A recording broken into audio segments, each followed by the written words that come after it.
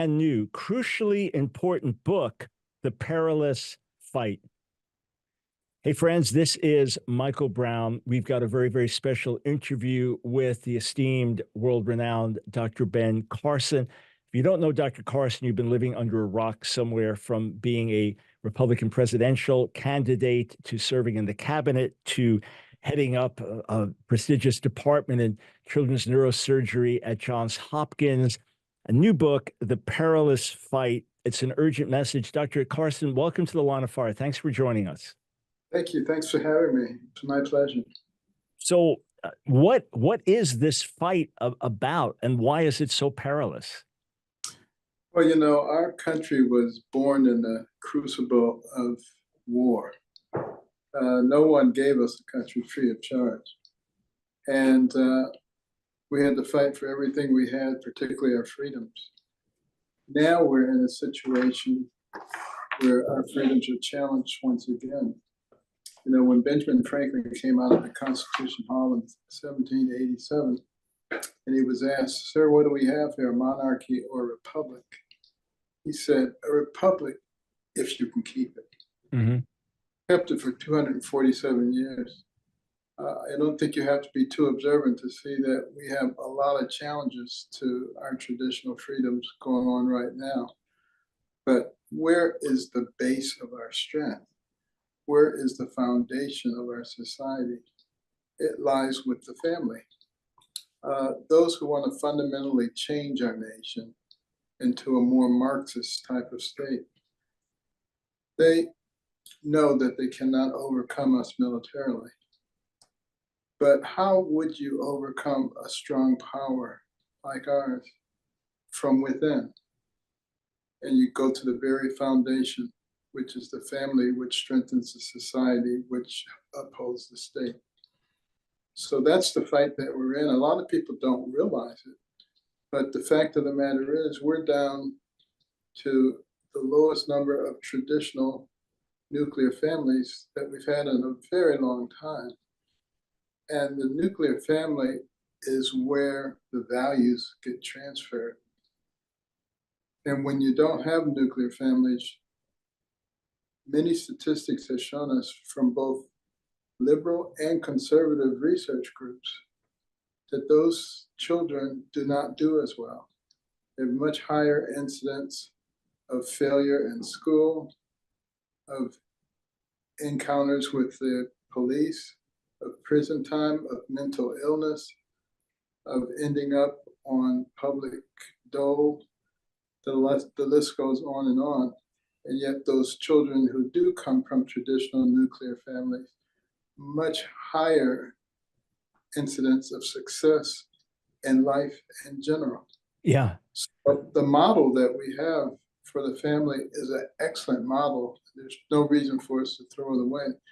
We need to go toward it, not away from it. Right. So the whole premise is that the way that God set things up, that's best for human thriving. Many people don't even stop and wonder, why does the government even get involved with the subject of marriage? It was understood that healthy marriages and healthy families would be the cornerstone of a healthy society. So because marriage conveys benefits on society, society conveys benefits on marriage. That's the way things work. But you lay out in your book, The Perilous Fight, friends, this is hot off the press by Dr. Ben Carson. You lay out how we were founded on biblical values. Obviously, we've had issues, problems. There's the whole retelling of American history, 1619, only racist, terrible racist. The fact is, there are many fine principles that our country was founded on. Do the statistics indicate, to the extent we have abandoned those biblical principles, it has brought real harm, not just to the family, but society as a whole? Oh, without question. There were many who really thought that the whole ideal of America was a crazy ideal. You can't have a country run on the will of the people. And what is this stuff about your rights come from God and not from the government? They thought you had to have a monarch, you had to have a ruling body. And we instead had founders who studied a lot of different governments, every government that ever existed, in fact. And they were eclectics. They took the good stuff and they got rid of the bad stuff. But our Constitution was actually based upon biblical principles. And it's interesting, you might note that in 1963, the Supreme Court ruled no prayer in school, take the Bibles out. People started taking down the Ten Commandments. What exactly is wrong with thou shalt not kill, and thou shalt not steal, and thou shalt not commit adultery, and thou shalt not envy and honor your parents? And I've asked people that question, and they never have an answer, because there is no good answer. There is nothing that's wrong with those things. But the problem is you have a society now where people don't want to recognize the truth. They want to have my truth and your truth, and everybody gets to be their own decider of what is right and what is wrong. That is the precursor to the downfall of a society. Yeah, so we've gone from there was a time when we used to think there were absolute moral standards, then they become relativized. There's my right, right for you is not right for me. Then with truth, so we now have my truth, your truth, and then reality. Reality is now whatever you perceive it to be. Reality has become relativized as well. But as you point out in Perilous Fight, this doesn't work, that these things ultimately break down. You can have all the transgender theory that you want, but when you actually break things down and walk them out in life, they do not work. As you were researching for this book, and then with your involvement in the cabinet and all the things you focused on, what to you are some of the most striking statistics that point to the breakdown of the family and the deleterious effect this has now on the broader society? Well, the fact that when you come from a broken family, your likelihood of ending up in the penal system is twice as high as when you come from a traditional nuclear family. That is a very impressive statistic. The fact that you have a much higher incidence of mental illness, that tells you something very striking about the family, because you get your values and you get your foundation from someplace.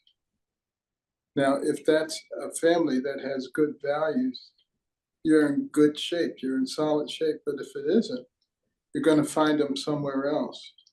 We're seeing the results of that play out in our society today.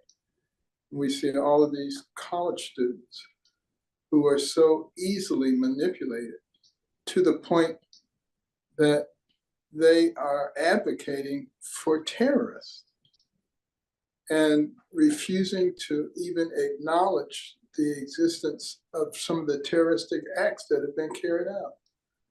That's what happens when you don't have a foundation, and you don't know your history, because history gives you your identity, and your identity is the basis of your beliefs. So if you break that chain anywhere, you become like a leaf blowing in the wind. Anything that comes by picks you up and carries you away. We're seeing that. That was never the case in the past. In the past, we were very proud of our history. We taught our children, they were well educated. When Alexis de Tocqueville came to America in 1831 to study America, because the Europeans were so fascinated with how a nation barely 50 years old was already competing with them on virtually every level. And one of the things that he was most impressed with was the level of education of the people. He could find a mountain man in the middle of the woods, and the guy could read. The guy could tell him about the Declaration of Independence. And if you really want to be impressed, take a look at a sixth grade exit exam from 150 to 200 years ago. What you had to know to get a sixth grade certificate. It will blow your mind. And particularly when you compare it with, you see these man on the street interviews today. You ask people, who was the first president? They don't know. They don't know what countries border the United States of America, how many Supreme Court justices there are, how many branches of government there are, what are they? I mean, just basic stuff. They don't know. When you don't know basic stuff, it becomes very easy for people to lead you around by the nose. Yeah. As the foundations are shaken, everything else in turn falls apart. And the foundation of all foundations in America, in our social life, is the family, the stable family. The book by Dr. Ben Carson, hot off the press, The Perilous Fight. We've got about 2 minutes before the next break, but we can start here. Is there a solution to these problems found in Washington, D.C.? Is this a matter of if we can vote in the right candidates, we can fix this problem?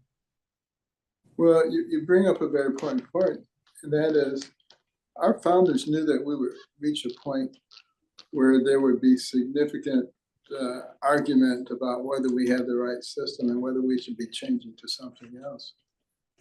And they put the ultimate power in the hands of the people. The people have to exercise that power correctly. Most people don't do that. When they go to vote, they look for the name that looks familiar. It could be the devil. It doesn't matter. That's the one that they're going to vote for. You have to know who those people are. You have to do some due diligence. Makes a big difference. And you don't have to stand for things that don't make any sense.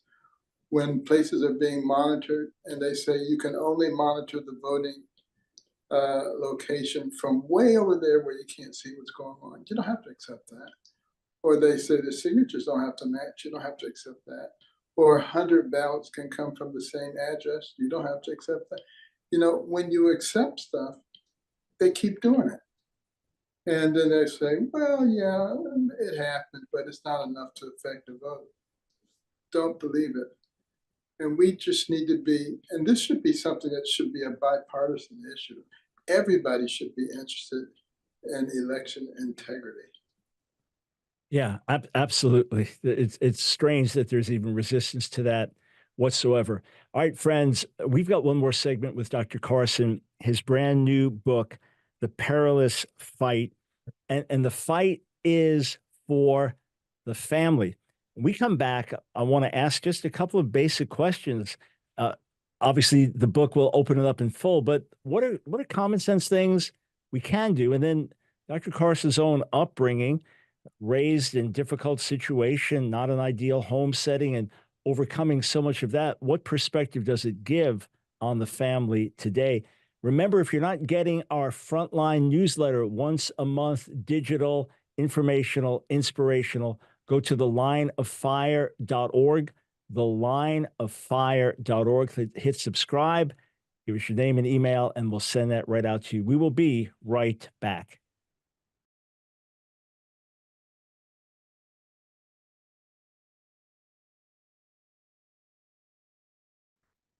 Welcome back, friends, to The Line of Fire. My very special guest today, so pleased he was able to take time out to join us, Dr. Ben Carson, his new book, The Perilous Fight. Dr. Carson, just something anecdotal. I remember the first Republican national presidential debate, and you were just not getting adequate time to air your viewpoints. And finally, at the end, you got to talk about what you have seen and known and the surgeries you performed and all of this. And suddenly I thought, wow, that man knows something. How in the world did you get from the upbringing you had to the place in society you've been? And how has that affected your perspective on the family? Well, you know, I didn't grow up in the traditional family in the sense that, you know, my mother, who came from a very large rural uh, family in Tennessee, poverty stricken, shifted from home to home, never finished the third grade, got married at age 13. Mm. My father was much older than she was. They moved to Detroit. He was a factory worker and a part-time preacher, but she subsequently found out he was also a bigamist. Mm. And so that resulted in a divorce, and she had the task of raising two young sons in inner city Detroit with no support. We moved in with some relatives. And the thing that really made the difference was that even though she didn't have any education, she knew that education was the key. She Wow. worked as a domestic, cleaning other people's houses, and they were very nice houses. And she was also a spy. She was saying, what makes these people so successful? And she recognized that they didn't do a lot of TV watching. They did a lot of reading, studying, and planning. And she came home and imposed that on me and my brother. We were not happy campers. In today's world, we would have called social services, but we had to do it. And it was all of that reading that we had to do. As I read about successful people, pioneers of industry, and entrepreneurs and scientists and surgeons, I began to realize that the person who has the most to do with what happens to you is you. And what a difference that made in my life. I threw away all the counsel from people who were saying you can't succeed in this society, is stacked against you. I just threw all that stuff in the rubbish and started concentrating on what I could do. And I became the bookworm. She didn't have to ask me to read from that point on. And my brother also, she got a lot of criticism. People were saying, you can't make boys stay in the house and read books. They'll grow up and they'll hate you. And I used to say, they're right, mother. But, we had to do it anyway. But I think she got the last laugh because one son became a brain surgeon and the other became a rocket scientist. So it can be done. It's more difficult when you don't have the traditional family. Yeah. But what you have to have is that dogged determination to have your children succeed, and prayer and faith. She had plenty of that. And that makes up for a multitude of sins. Amazing. What a story. Dr. Ben Carson, the new book, The Perilous Fight. Can you just give us, in the few minutes we have, some common sense things that families can do, that parents can do to start to bring about change and recapture so much of what's been lost to us? Yes, it's so important to spend time with your family, with your children, to talk to them. One of the things that I recognized when my kids were growing up is that I was an incredibly busy surgeon, working ridiculous hours, but I was also traveling a lot, giving a lot of talks. So I insisted that my family go with me. All the kids had frequent flyer cards for every airline. They got to travel all over the world. Mm. So we could spend a lot of time together. That's how you pass down values. Otherwise, they would have been saying, Mommy, that strange guy was in the house again last night. You have to plan these things and get away from all the electronics and all the social media. The average kid, and sometimes not kids, spend more than 4 hours a day with those things. That's valuable time that could be spent with the family, because again, that's where your values come from. And we need to concentrate also on our relationship with God.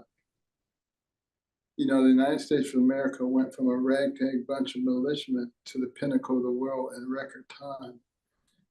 We also had a Declaration of Independence that said our rights come from our Creator, aka God. We had that in our schools, in our public places. We talked about it and we lived by it. Our faith told us to love your neighbor, not cancel your neighbor if they have a different yard sign. We had a sense of community. All those things are family derived, are family principles. And this country early on was composed of communities with only 50 or 100 families. And there's no other community for 50 or 100 miles. Not only did they survive, but they thrived. Why? Because they understood the concept of the common good. That's a phrase you see a lot in our founding documents. What's good for everybody? Not just what's good for this group or that group. Where's the place that you learn that in the beginning? In your family. Your brothers and sisters, you learn that they're not the same as you are. And they have opinions and they have rights. You learn how to respect other people. And you learn how to work together with other people. That's the thing that will be so important to our country. And I have a little acrostic I use. It's WANE, WANE. We've allowed hatred and division to wax for a long time. Now it's time for it to wane. And that stands for we are not enemies. Mm. You can take the most radical right-wing person, the most radical left-wing person, and they will agree on 80% of stuff. But we allow the manipulators to take that 20% and exacerbate it into something that is all encompassing, and you have people wind up at each other's throats. We don't need to do that. We need to intelligently discuss our differences with the facts on the table. And I think we could have a very different situation, but we're being manipulated.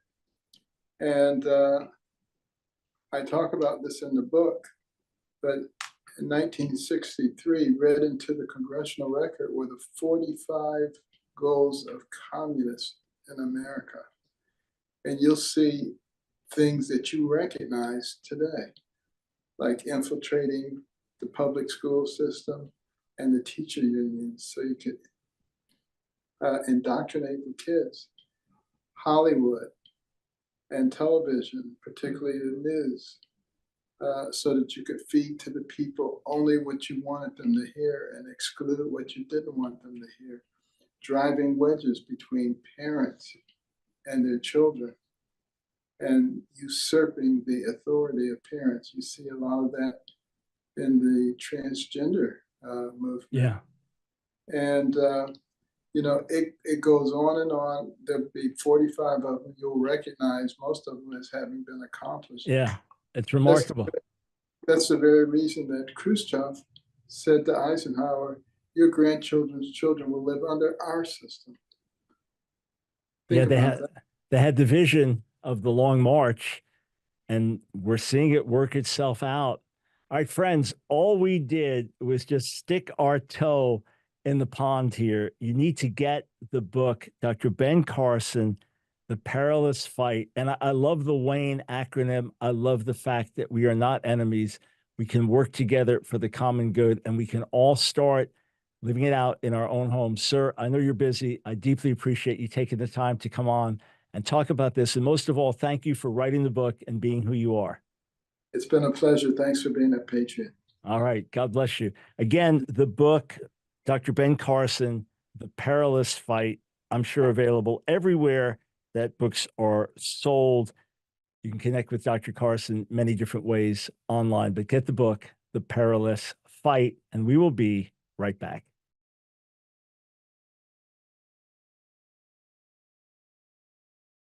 Welcome back to The Line of Fire. Michael Brown, delighted to be with you, here to equip you, empower you, help you to stand strong on the front lines. I hope you enjoyed the interview with Dr. Carson.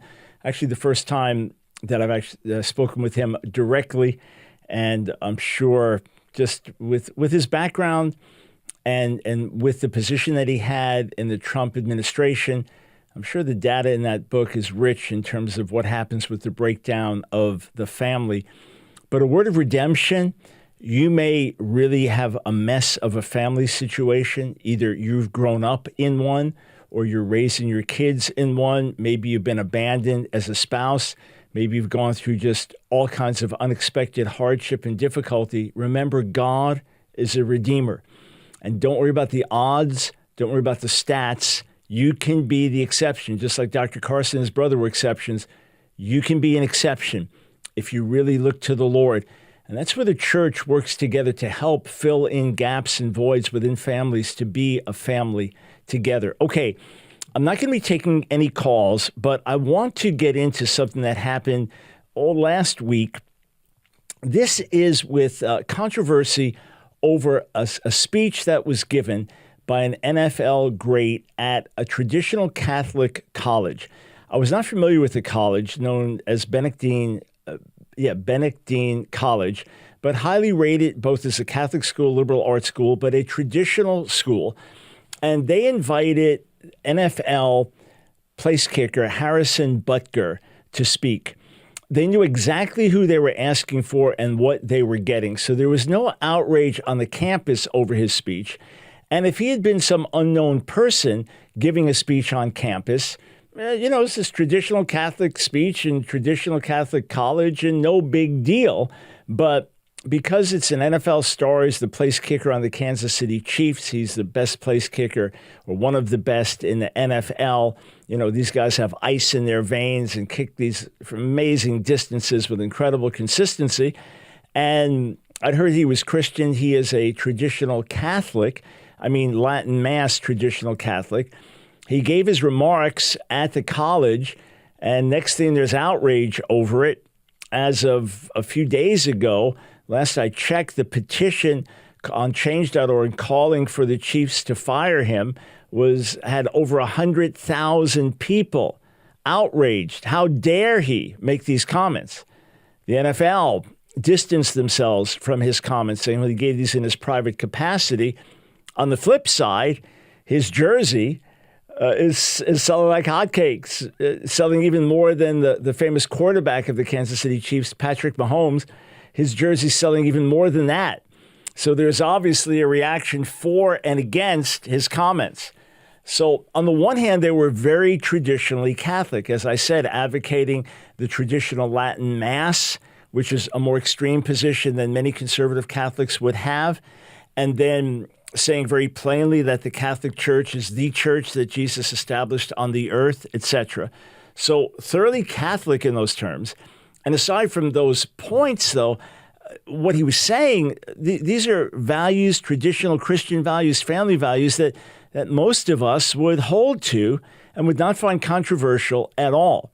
So what I want to do is share some of what he said with you. I'll actually read it to you rather than play it for you. I'll read it to you, and then I want to share some of the responses to it, including a surprising response from Whoopi Goldberg. Before I do that, just a reminder, if you're not getting my weekly email updates, letting you know about our latest articles and our latest videos. So let's say you missed the interview with Dr. Carson, you didn't know about the show. Well, you find out at the end of the week about it. Let's say you missed this article that I wrote about the outrage over the speech. Well, at the end of the week, you'll get a note, hear all the articles, hear all the videos, share them to your heart's content. So just go to thelineoffire.org, thelineoffire.org, and click subscribe, and we will get you in our welcome tour, get you our monthly Frontline newsletter, and our weekly updates. So Harrison Butker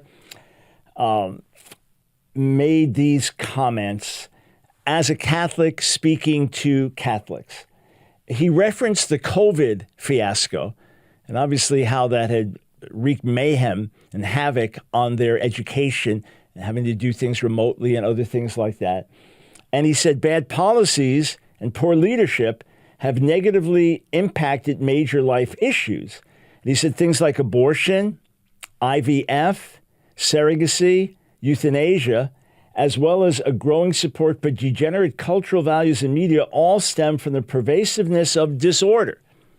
Well, those would be traditional Catholic and even traditional Christian remarks that would be expected at a traditional Catholic college. He said this, very critical of Joe Biden. Why? Because Joe Biden is a professing Catholic and claims to be a devout Catholic. So that's why he, as a Catholic, is taking real issue with this. He said, our own nation is led by a man who publicly and proudly proclaims his Catholic faith, but at the same time is delusional enough to make the sign of the cross during a pro-abortion rally. He's been so vocal in his support for the murder of innocent babies that I'm sure to many people it appears that you can be both Catholic and pro-choice. He is not alone. From the man behind the COVID lockdowns to the people pushing dangerous gender ideologies onto the youth of America, they all have a glaring thing in common. They are Catholic. This is an important reminder that being Catholic alone doesn't cut it. So here he is speaking very critically about his own Catholic people. So this is not him rebuking other groups or rebuking Protestant leaders or progressive Protestants or Jewish leaders or atheists. He's rebuking his own Catholic people. And that's always the best way to bring correction, that you start in your own house and get your own house in order and confront it. So all the more for him to be that bold and that loud and that clear. I would differ saying that the people pushing dangerous gender ideologies on TV for America are primarily Catholic, but there's certainly Catholics among them. So he says this, but if we are going to be men and women for this time in history, we need to stop pretending that the Church of Nice is a winning proposition. We must always speak and act in charity, but never mistake charity for cowardice. Come on, man. That's talking my language. Those are saying things I'd agree with, word for word, inch for inch. You know, one of our mottos is that we should have hearts of compassion and backbones of steel. You know, we're constantly calling out the wimpy, watered-down American gospel that empowers sinners rather than confronts them with sin. And then he says this, so I would just substitute Christian for Catholic, but he says our Catholic faith has always been countercultural.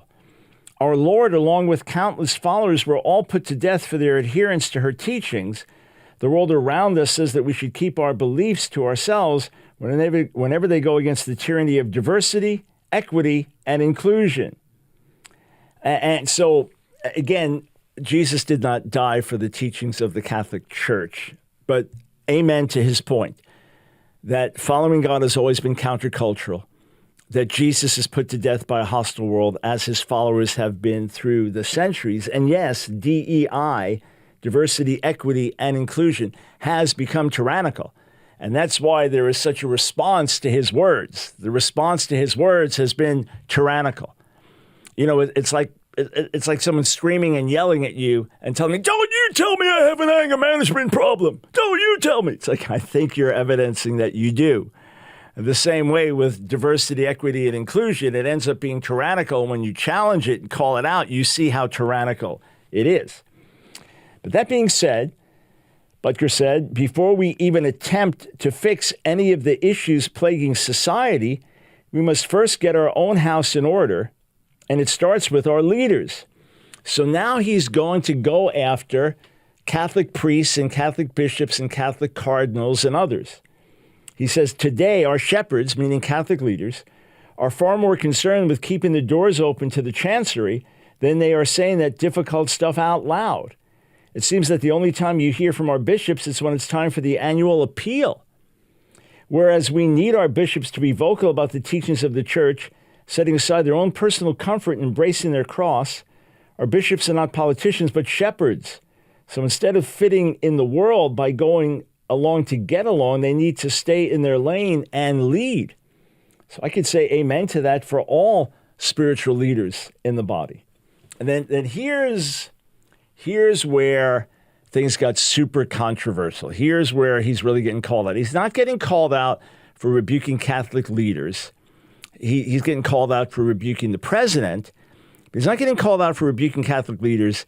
He's getting called out some for challenging the DEI, diversity, equity, inclusion, tyranny. He's getting called out some for that. He's getting flack for talking about the gender ideologies, but it seems he's getting most flack for this. To the female graduates, he said, I want to speak directly to you briefly because I think that it is you, the women, who have had the most diabolical lies told to you. How many of you are sitting here now about to cross the stage and are thinking about all the promotions and titles you're going to get in your career. Some of you may go on to lead successful careers in the world, but I would venture to guess that the majority of you are most excited about your marriage and the children you will bring into this world. I can tell you that my wife, Isabel, would be the first to say that her life truly started when she began living her vocation as a wife and as a mother. He explained that he's only able to fulfill his vocation because his wife embraced her own, and that included having children. He encouraged them to embrace the title of homemaker. What? What an outrage. How dare you, you bigoted, chauvinistic, misogynistic. Who do you think you are? Outrage. How dare you say that it's a woman's highest calling to be married and have children, and that not all of you will just have a career outside of the house, and you should embrace the idea of homemaker. He's not saying all, but saying that's the highest calling, especially calling for women. To the men, he said, part of what plagues our society is this lie that has been told you that men are not necessary in the home or in our communities. As men, we set the tone of the culture. And when that is absent, disorder, dysfunction, and chaos set in. This absence of men in the home is what plays a large role in the violence we see all around the nation. Just as Dr. Carson was saying in our previous interview. Outrage over these comments. But hey, he's a traditional Catholic. I'm sure the college knew exactly what they were asking for in inviting him in. I don't doubt that for a split second, that they knew what his topics would be and the basic presentation he would make. It's possible they even had to review the speech before he gave it. But I haven't heard any reports of outrage from the administration at the college, the people who invited him, the outrage for people who are not traditional Catholics, whereas that's who he's talking to. So it just shows the depth of divide that is in our nation today. We'll share some of the reactions to it and my comments when we come back on the other side of the break.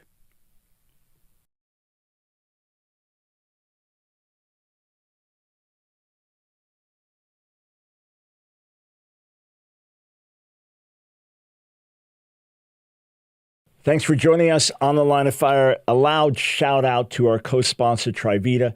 Thanks for being so generous to our viewers and listeners with a 25% discount and even more, so generous with the funds that come in, donating 100% back to The Line of Fire for every first order and more than a tithe of all subsequent orders. So keep enjoying these great wellness resources. As you do, it's a double blessing. You get to put these in your own life, your body, enhancing your own health, and more funds come in to get The Line of Fire on more radio stations across America. So thank you for the partnership, Trivita, and for all those using these great resources. If you haven't called in yet, ask your wellness questions, get just a free consultation with some recommendations. Call 800-771-5584, 800-771-5584, or go to Trivita.com. Be sure to use the code BROWN25. Okay, so he concluded his talk, Harrison Butker, place kicker with the NFL team, Kansas City Chiefs, Super Bowl winners 3 times. He concluded his talk praising the traditional Latin Mass, his affirmation in the Catholic Church being God's true church. There's areas, of course, I would differ with him, obviously as a non-Catholic. But again, he's a traditional Catholic speaking at a traditional Catholic school. So look, if you are a liberal Protestant speaking at a liberal Protestant seminary, you'd expect a liberal address. If you are a famous secular comedian speaking at a secular university, you'd expect that the address that would be fitting for that person. If you bring in someone who is a political leader, you're going to get something that's more political. A religious person, something more religious. Non-religious, something more non-religious. If you were speaking as a religious Jew at the commencement of say, Yeshiva University, you'd be bringing a particular speech within the context of Judaism, right? And conversely, if you were speaking at a Muslim school, as a Muslim leader, you'd bring a message in keeping with that. That's what's expected. That's what's going to happen. When I speak at graduation ceremonies at ministry schools, I'm going to stir them to lay their lives down for the gospel and to go for souls and make their lives count. And it's going to be quoting scripture without apology, right? So what else do you expect? The problem is he is well known. Now, not everyone would know his name just because place kickers don't get as much fame as other football players, but because he's one of the elite kickers, and because many games are won in the last second by the place kicker or lost by the place kicker, he's well known enough across the nation.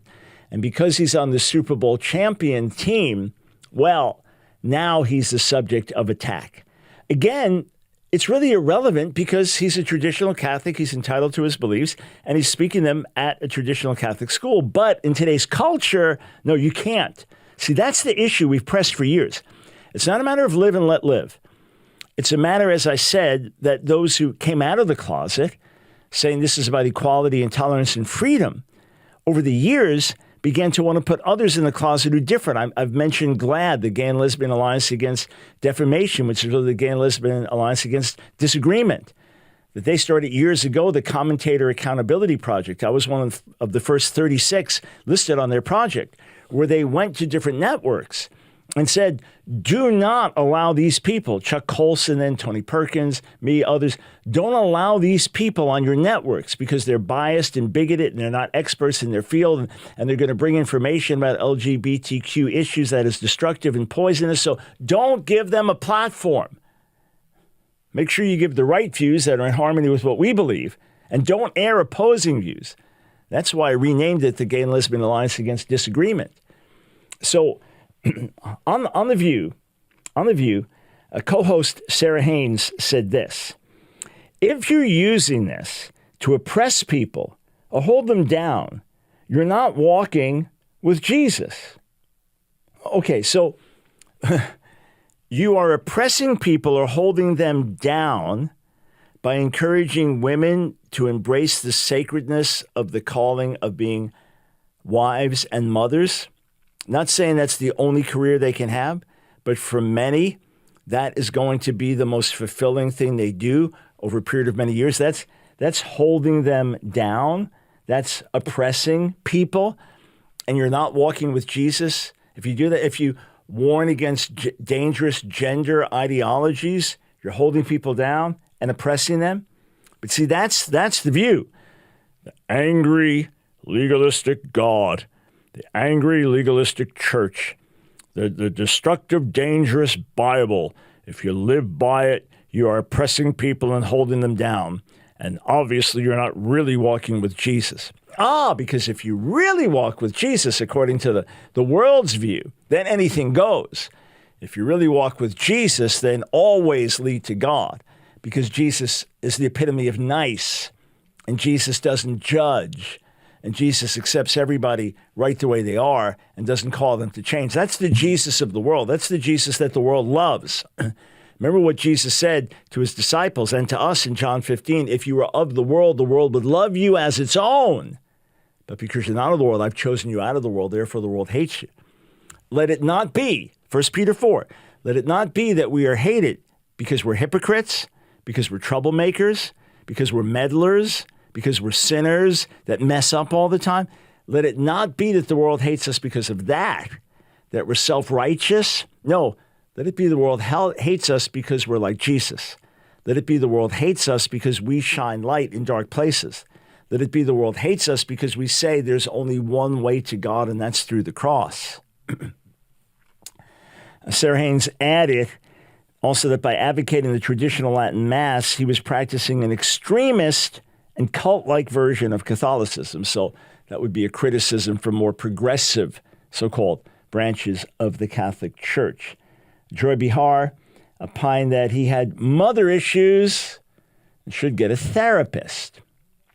Obviously, he has mother issues if he's praising mothers.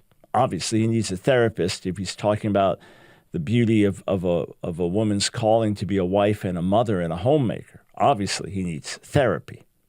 Forgive the sarcasm. But here's the comment that surprised me. This is the one that really surprised me, to be honest. It was Whoopi Goldberg. Whoopi Goldberg. Now, I don't watch The View, but I've seen enough quotes and seen enough things Whoopi Goldberg said over the years to say that this comment surprised me, a pleasant surprise. Are you ready for what she said? Listen, I like when people say what they need to say. Oh, yeah, I'm just jumping in here for a moment. That's refreshing to hear, because we're advocating for freedom of speech and expression. If we differ with it, if we find it offensive, well, it's going to go both ways. Unless you're advocating for violence against people or et cetera, or spreading defaming lies that can really hurt someone's life. Otherwise, we're free to express things. You believe marriage is the union of two men or two women or two people in general. You believe marriage is, however we define it, you believe marriage is, as Scripture says, a man and a woman. Okay, you can have those different viewpoints without getting canceled. We can say, I disagree with you wholeheartedly, but without canceling people over it. In other words, if someone on another player, let's say the punter on the Chiefs, let's say he says, hey, marriage is any two people or any number of people, whatever, if they come together in love, that's marriage. Okay, you have that viewpoint. You're not going to have a petition on change.org to fire the guy. You say, that's stupid. I disagree with that. You have your differences. She said, I like when people say what they need to say. He's at a Catholic college. He's a staunch Catholic. These are his beliefs, and he's welcome to them. I don't have to believe him. I don't have to accept them. Yes, thank you, Whoopi. Exactly. That's the whole point. That's the beauty of the nation in which we live. She said, the same way we want to respect when former NFL quarterback, civil rights activist Colin Kaepernick takes a knee, we want to give respect to people whose ideas are different from ours. Wow. Wow. Amazing that she said that. I'm truly astounded. And maybe she makes open-minded comments like that a lot, and I'm not seeing them. But either way, what a nice surprise to see that. You say, yeah, if you want to say, you're free to say X, then you're free to say Y. If you're free to stand for Catholic values, you're free to stand for atheistic values, you're free to stand for Jewish values. You can advocate. You stand for this. It's fine. You know, and here's an interview, and you've got a Muslim, and you know, after there's an athlete, and after the event, you say, hey, what a great performance, and let's say, alhamdulillah. You know, thank God. That's the first thing they say. It's a Christian. It's like, praise Jesus that I'm even here, man. I'm so blessed to be here. What a privilege. And someone else just talks about the game. You're free to do it. Of course, the NFL had to distance themselves from Butker's speech. This they do.